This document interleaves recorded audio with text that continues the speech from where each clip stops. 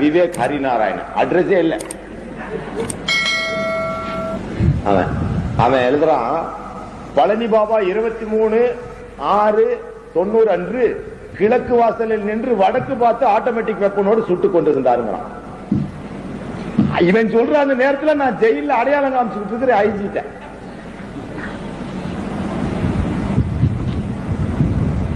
இப்ப கூட ஒரு ஆள் பண்ணிக்கு பேர் வைக்க சொன்னா விவேக் ஹரிநாராயணன் வச்சிடலான்னு பார்த்தேன்.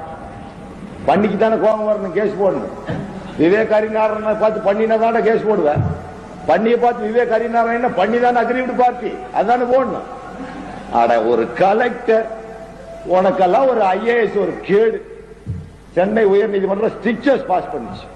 போனா போதுன்னு டேமேஜ் சுட்டு போகும்போது என்கிட்ட வந்து கெஞ்சனாருன்னு விட்டேன், இல்லைன்னா சட்டை கழட்டி அனுப்பிச்சிருப்பேன் ஊருக்கு.